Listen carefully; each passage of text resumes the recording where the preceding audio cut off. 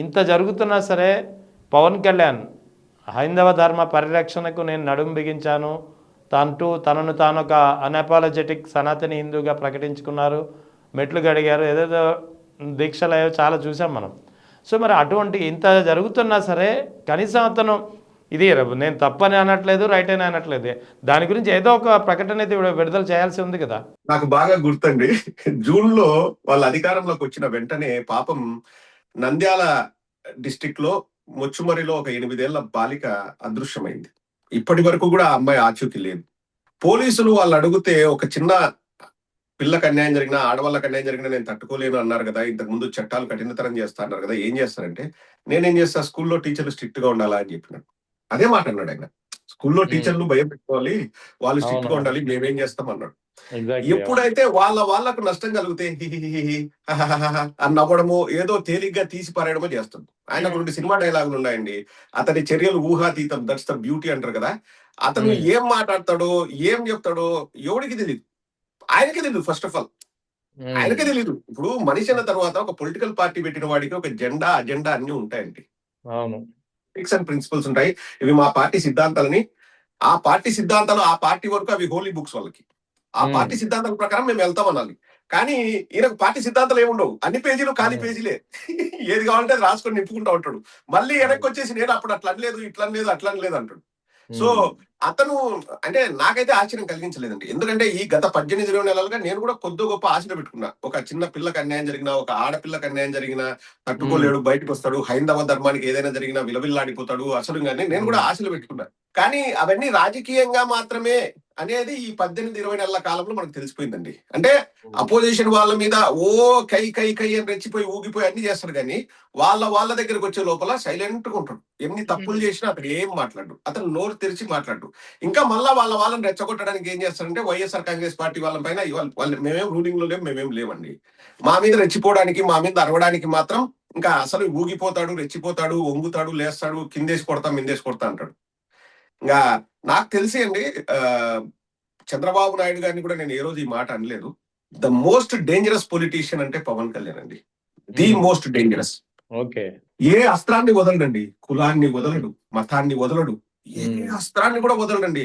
అంటే ఆ రోజుకు నాకు అది యూజ్ అయిందా, మొన్న కూడా అంటాడండి. మొన్న ఏదో మీటింగ్ పెట్టినప్పుడు ముస్లింలలో ఇలా జరిగితే పెద్ద రచ్చ, ఇది ప్రపంచ వ్యాప్తంగా వెళ్ళేది, క్రైస్తవులో జరిగితే ఏం అవసరం అండి, అసలు ఏం అవసరము, వాట్ ఈస్ ద నెసెసిటీ. ఆయన ఎందుకంటాడో ఇప్పుడు నాకు బాగా గుర్తుండండి. ముస్లింలు నమాజ్ చేస్తే ఎక్కడికక్కడ ఉండిపోతారు, మనం గోవింద నామస్మరణ చేస్తే ఒక్కరు కూడా ఆగరంటే, మా హిందూ ధర్మంలో గోవింద నామస్మరణ చేస్తే ఆగాలన్న రూల్ లేదండి. కొండపైకి నడుచుకుంటూ వెళ్తూ గోవింద గోవింద అనుకుంటూ నడుచుకుంటూ వెళ్తాం. ఎక్కడ ఆగాలన్న రూల్ ఎక్కడ ఉంది అసలు? ఫస్ట్ ఆఫ్ ఆల్ వేరే మతంతో పోల్చాల్సిన అవసరం ఏముంది? అంతే కదా, ఎవరి మత విశ్వాసాలు వాళ్ళకి ఉంటాయి, ఎవరి మత ఆచారాలు విభిన్నంగానే ఉంటాయి. ఖచ్చితంగా అందరికీ ఒకేలా ఉండాలని రూల్ ఏం లేదు కదా. బహుశా ఆయనకి సనాతని గురించి ఇంకా తెలియకపోయి ఉండొచ్చులండి. కాదండి, ఒక నిమిషం ఎక్కువైనా కానీ నేను ఈ విషయం చెప్పదలుచుకున్నాను. ఇప్పుడు చెప్పండి, పర్లేదు. మన రాష్ట్రంలో, మన దేశంలో అనుకుంటాం గాని ఎంతగా మత ఆచారాలు, విశ్వాసాలు పెనవేసుకుని పోయినాయంటే ఎవరికి ఓపెన్ చేయడానికి లేకపోతే చీల్చడానికి వాళ్ళకు ఛాన్సే లేదండి. ఇంపాసిబుల్ ఇంపాసిబుల్ ఇంపాసిబుల్ అండి. ఇప్పుడు ఎవడిని అడిగినా కానీ మీ ఫేవరెట్ ఫుడ్ ఎవరంటే, నేను చెప్పేది నాన్ వెజిటేరియన్ తినే వాళ్ళలో 99% చెప్పేది బిర్యానీ అంటారు. బిర్యానీ ఎక్కడి నుంచి వచ్చిందండి అంటే వీళ్ళు చెప్పగలరా హిందువులు బిర్యానీలు తినకోకుండా మానేసేయండి అని? ఇప్పుడు నేను చాలా వరకు ఇట్లా చాలా విషయాలు తెలుసుకున్నా అండి. హల్వా అనేది కూడా ఇండియన్ పదం కాదు, మిడిల్ ఈస్ట్ నుంచి వచ్చింది.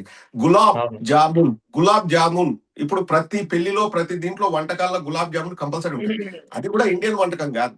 ఇలా చెప్పుకుంటూ పోతే అండి, మన ఇండియన్ వంటకాలు కూడా వేరే దేశాల్లో తింటారు. ఇప్పుడు చికెన్ టిక్కా అనేది ఇప్పుడు యూకేలో నెంబర్ 1 ఫుడ్ ఏదంటే చికెన్ టిక్కా, లేకపోతే చికెన్ కబాబ్. కబాబ్ అనేది కూడా మళ్ళీ ఇండియన్ ఫుడ్ కాదండి. Kebab is not Indian food.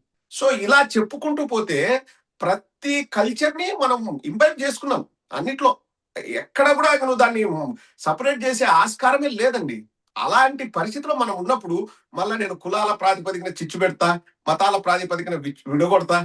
ఇప్పుడు చాలా మంది మాట్లాడుతుంటారండి, ఇది రాజకీయాల్లో హిందుత్వం అనో లేకపోతే ఇంకొక రిలీజన్ అనో. వాళ్ళు ఎన్ని రోజులు వాళ్ళు ఓన్లీ మన ఇండియన్ వంటకాలే తింటారండి. వాడు ఒక్కడు కూడా ఫాలో కాడు.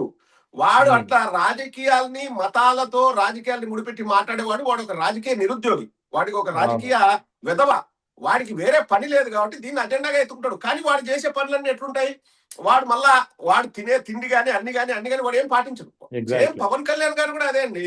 పవన్ కళ్యాణ్ గారు నిజ జీవితంలో ఏది పాటించరు. ఇప్పుడు ఎట్లుందంటే, నేను ఇంతకుముందు కూడా ఒక వీడియోలో చెప్పానండి, పవన్ కళ్యాణ్ మాట్లాడిన మాటలు ఎంత హాస్యాస్పదంగా ఉంటాయంటే, గంజాయి పండించేవాడే, గంజాయి ఎవరు వాడకుండా నేను పెద్ద యుద్ధం చేస్తా అన్నట్లు ఉంటదండి.